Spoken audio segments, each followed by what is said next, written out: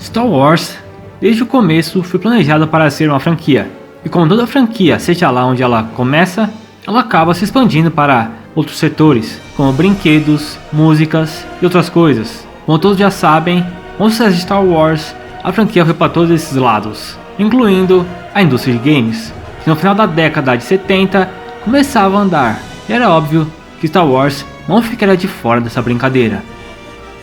Alguns argumentam que o primeiro jogo de videogame de Star Wars foi o Star Wars Electronic Laser Battle Game, de 1978. Obviamente, isso não é um jogo de videogame, mas alguns doidos acham que é. Na verdade, a discussão deveria ficar para o Star Wars Electronic Battle Command, de 1979. Esse sim parece mais um videogame tradicional. Na verdade, é tipo aqueles laptops do Ben 10, mas voltado somente para um jogo específico.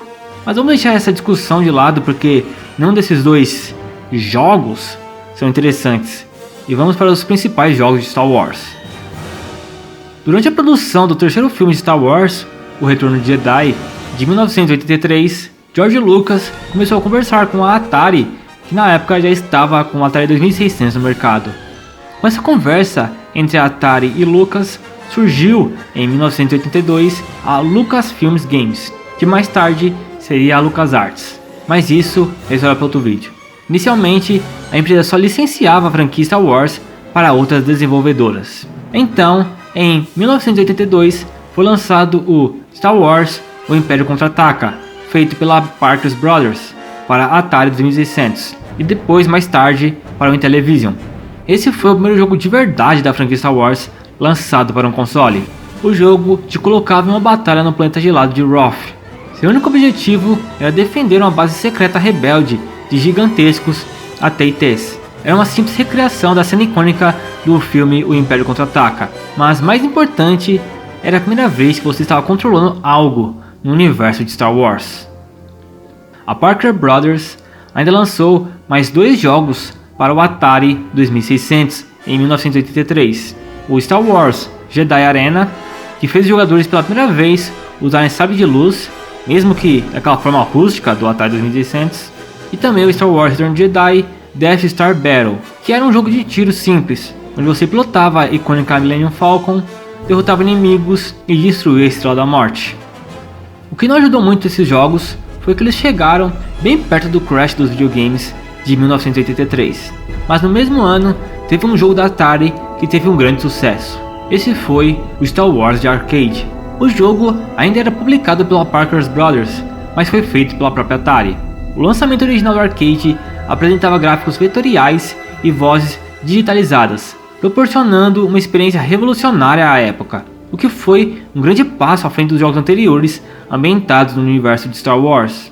Foi também o primeiro jogo baseado no filme Uma Nova Esperança, o primeiro filme da trilogia original. O jogo até recebeu uma baita versão para o console da Atari, embora nem todos os elementos do jogo de arcade chegaram ao console da Atari. Mesmo assim, a Atari conseguiu manter a jogabilidade central, o que já era sensacional. O jogo era tão bom que desde seu lançamento até hoje ele já recebeu mais de 13 relançamentos ao longo da história.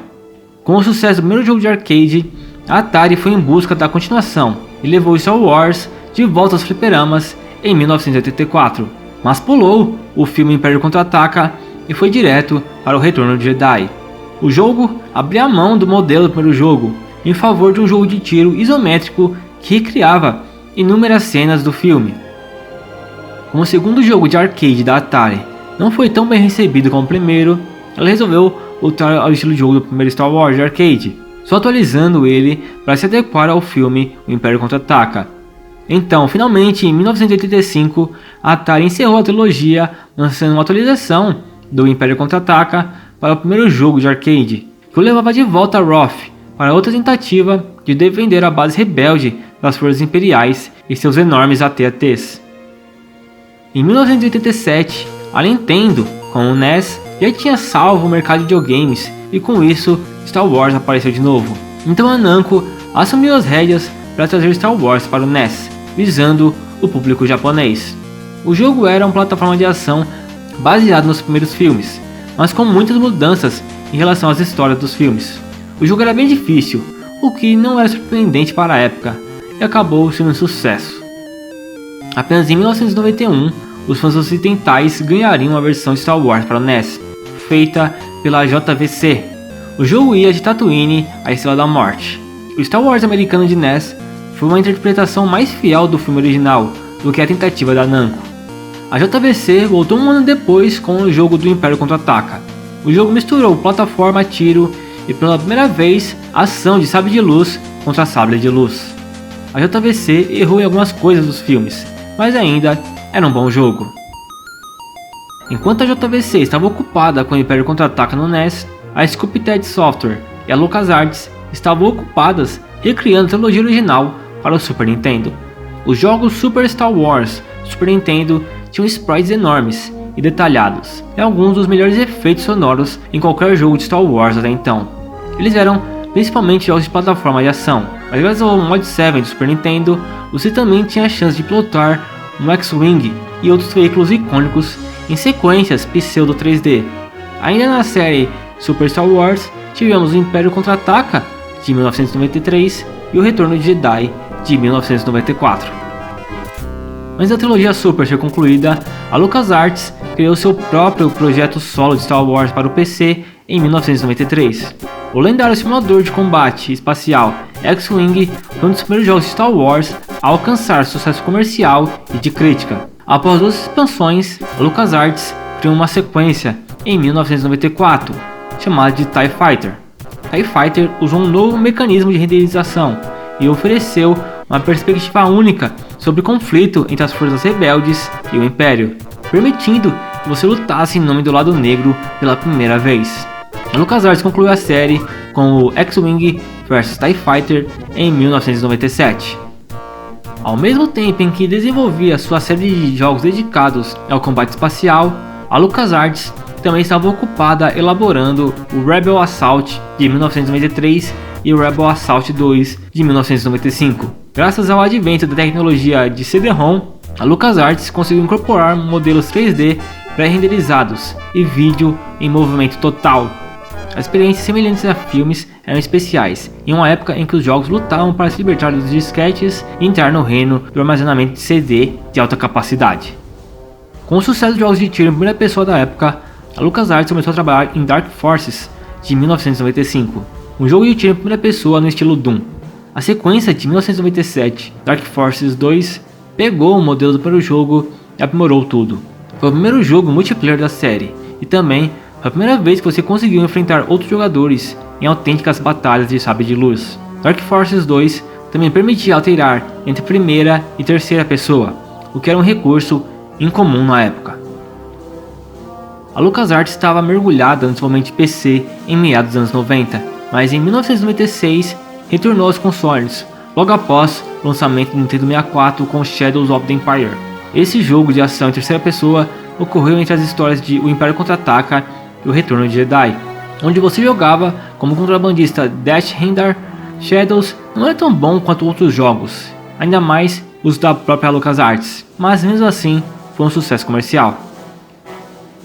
Em 1997, a LucasArts lançou um jogo de luta de Star Wars para a PlayStation, o Star Wars Masters of Terascase. Infelizmente, o jogo foi mal. Tem até seu charme, mas sinceramente, um jogo de luta de Star Wars não é, nunca foi e nunca será uma boa ideia.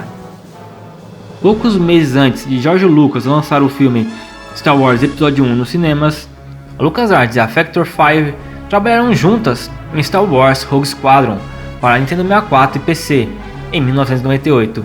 O jogo apresentava ação no estilo arcade, com 16 níveis que exploravam muitos dos locais históricos da trilogia original.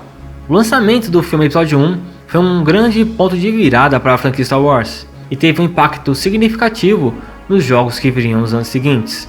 O primeiro jogo dessa nova era veio com Star Wars Episódio 1 Racer de 1999, que se baseava na cena de corrida de pods do Episódio 1. Também tivemos Star Wars Episódio 1 Ameaça Fantasma de 1999 para PS1, que era um jogo de ação e aventura baseado nos eventos do filme. Era um bom jogo, mas a câmera péssima atrapalhava a experiência. Já no ano 2000, tivemos o Star Wars Episódio 1 Jedi Power Battles para PS1 também. O jogo deixava você escolher um Jedi para controlar, baseado obviamente nos Jedi do episódio 1, e te colocava para lutar contra as forças da Federação do Comércio no planeta Naboo, assim enfrentando muitos droids e até o próprio Darth Maul. Jogos como Star Wars Starfighter e o Star Wars Super Bombard Racing, ambos lançados em 2001 e para PS2, tentaram diversificar ainda mais os jogos de Star Wars. Embora sejam jogos legais, nenhum foi um baita sucesso, infelizmente. Já Star Wars Rogue Squadron 2 Rogue Leader de GameCube conseguiu agradar ao público, sendo um dos jogos mais bem sucedidos do GameCube. Também tivemos o Star Wars Obi-Wan para Xbox clássico, que é um jogo de ação em terceira pessoa, no qual os jogadores assumiam o papel do Obi-Wan. Como Obi-Wan, os jogadores investigavam a rede criminosa do submundo semanas antes da invasão da Federação do Comércio em Naboo. O jogador viajava por várias áreas, como Coruscant, Naboo e Tatooine, muitas das quais são familiares da série de filmes. Você visitava esses locais enquanto lutava contra droids de batalha, invasores Tusken, bandidos e muitos outros inimigos. Tudo isso era fantástico na teoria, mas no final o jogo foi medíocre, infelizmente. Em 2002 tivemos a continuação de Star Wars Racer, o Star Wars Racer Revenge, para PS2. Era um bom jogo, que se passava 8 anos após o episódio Ameaça Fantasma. No jogo, o melhor corredor de pods, Sebulba, estava convocando uma revanche contra Anakin Skywalker, a esperança de se recuperar de sua derrota anterior e esmagar o seu rival. No mesmo ano, tivemos Star Wars Jedi Starfighter, que era baseado vagamente nos veículos, eventos e personagens de Star Wars Episódio 2 Ataque dos Clones.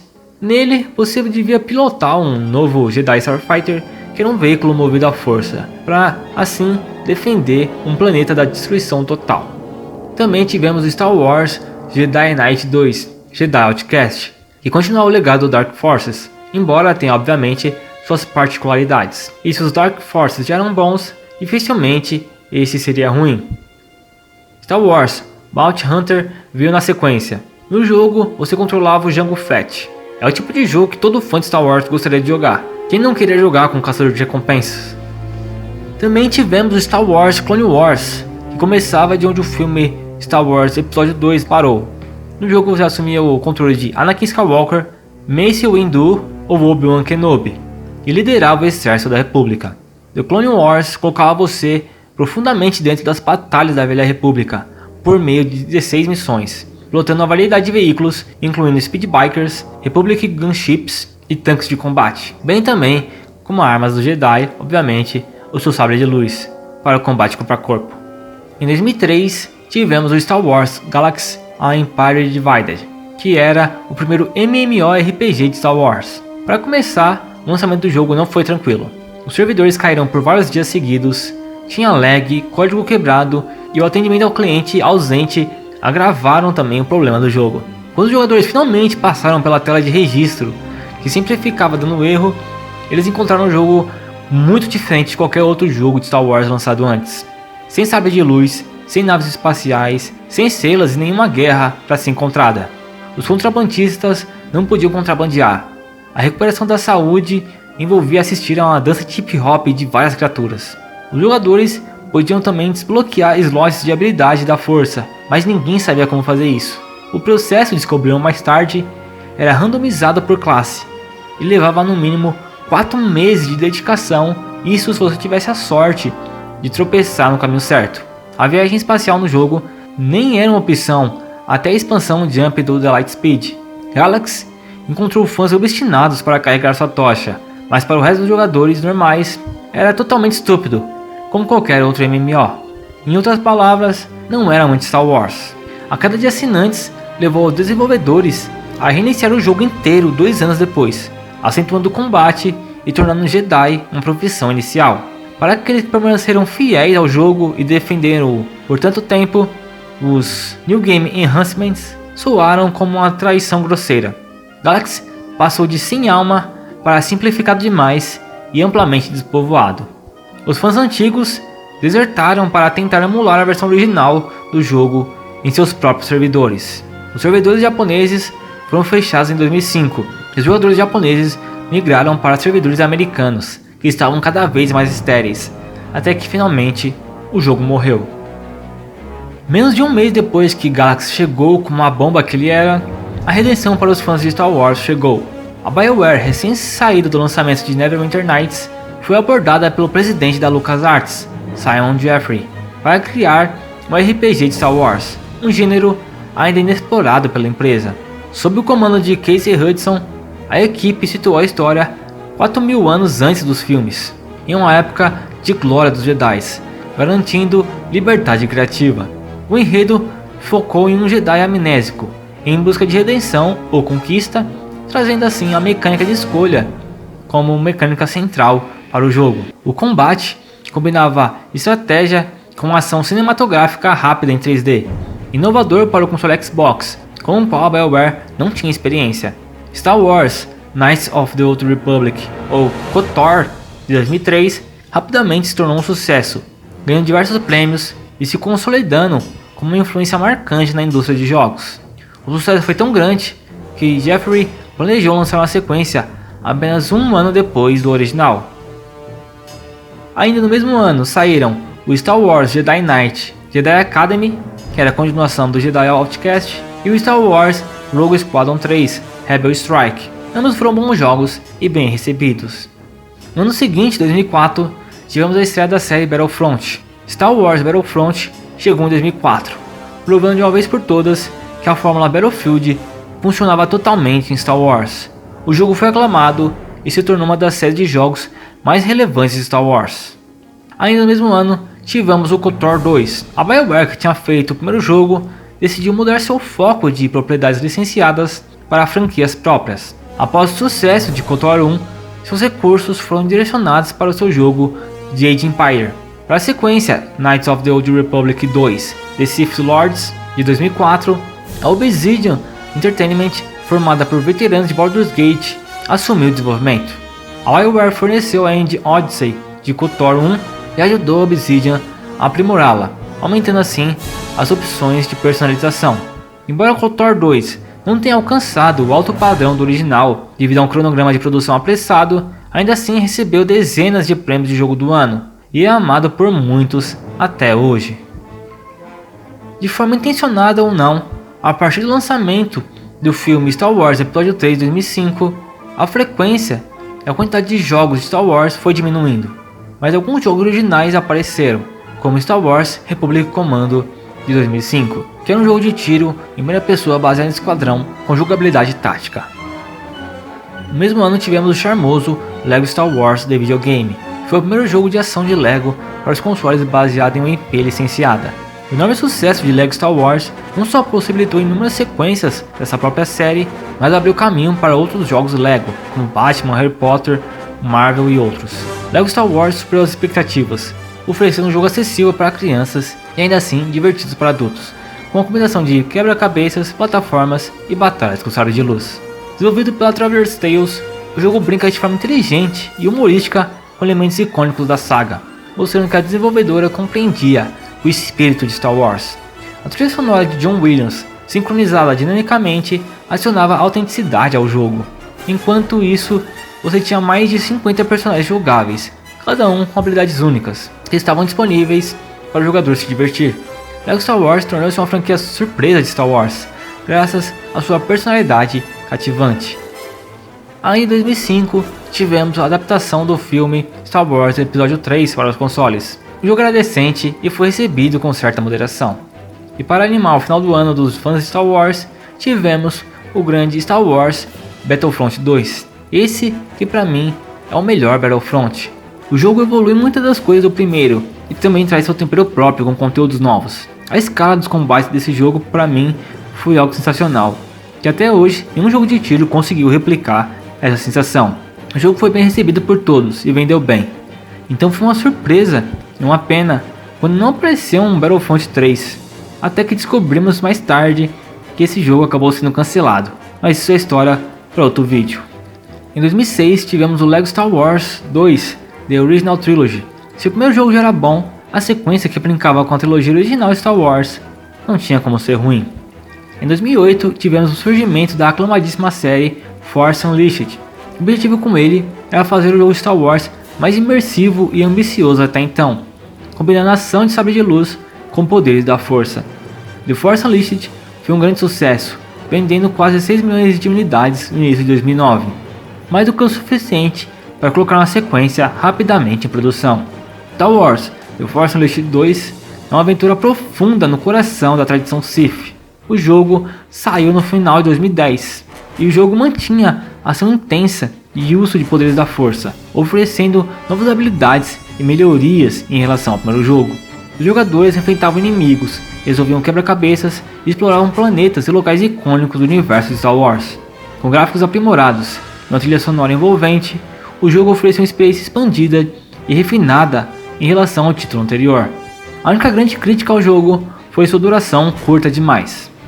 Em 2011, tivemos o LEGO Star Wars 3 The Clone Wars, que era baseado no desenho Clone Wars. Era LEGO Star Wars, cara. Então, novamente, foi um sucesso. LEGO dificilmente falha. No final de 2011, foi lançado Star Wars The Old Republic, que era um MMO da BioWare.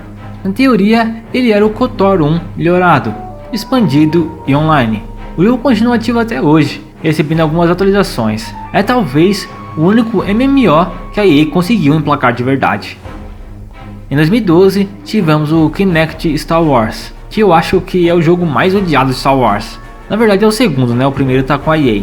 Mas enfim, é engraçado como esse jogo é odiado pelas pessoas. Com a aquisição da Lucasfilmes pela Disney em 2012, foi anunciado que o braço de desenvolvimento da LucasArts pararia de fazer jogos. Além disso, vários jogos de navegador online desligaram seus servidores e não puderam mais ser jogados. Após o fechamento da LucasArts, em 6 de maio de 2013, a Disney e a Lucasfilmes revelaram uma parceria com a Electronic Arts, que concedeu à EA direitos exclusivos para produzir jogos principais de Star Wars para consoles e PC por uma década. Mas a Disney ainda mantinha o direito para jogos celular e navegadores. Em 2015, saiu o primeiro jogo da EA, o Star Wars Battlefront. Sim, um reboot da série clássica de tiro. Na época, parecia uma boa. O jogo seria feito pela DICE, que na época ainda fazia Battlefields muito bons, e a EA não era tão doida. O desenvolvimento de Battlefront foi apressado pela EA, para coincidir com o lançamento do novo filme da Disney, o Star Wars O Despertar da Força, de 2015. Com isso, a DICE precisou cortar a parte do single player e focar somente no multiplayer. O jogo era bom, mas a falta de uma campanha tornava difícil justificar o preço do jogo, ainda mais que depois você teria que pagar para ter acesso a novos mapas adicionais. Apesar de tudo isso, Star Wars Battlefront acabou sendo um sucesso. Em 2016, tivemos o LEGO Star Wars The Force Awakens, que adaptava o filme de 2015. Era LEGO com jogabilidade melhorada e gráficos melhorados.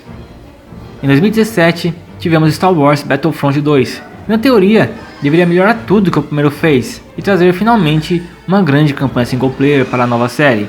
A campanha single player veio, mas sinceramente era tão fraca que não fez diferença nenhuma ela existir, e o resto do jogo não tinha um brilho.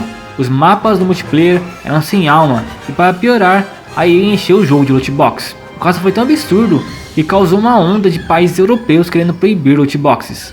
A EA voltou atrás depois, mas a sujeira já estava feita, e a franquia Battlefront estava morta novamente.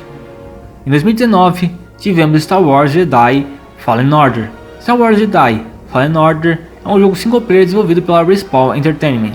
O jogo gira em torno de um sobrevivente da Ordem 66, Cal Kestis, que estava fugindo do Império e de seus inquisitores. Quando esse jogo foi mostrado, eu fiquei interessado. É o primeiro jogo de ação e aventura de alto orçamento da franquia Star Wars em anos. Ele parecia reunir todas as qualidades dos jogos modernos, mas quando o jogo saiu, foi uma decepção que só pra mim. O jogo era bonito, mas tinha uma jogabilidade mediana, uma exploração medíocre, um combate medíocre, uma história medíocre e um personagem medíocre.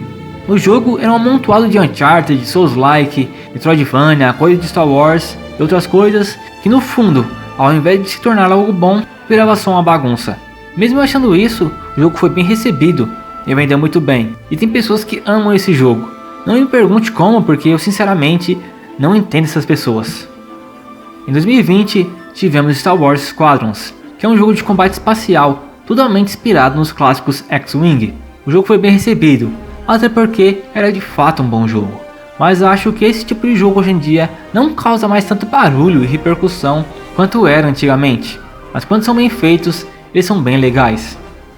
Em janeiro de 2021, foi anunciado que a Electronic Arts não deteria mais direitos exclusivos para fazer jogos principais de Star Wars.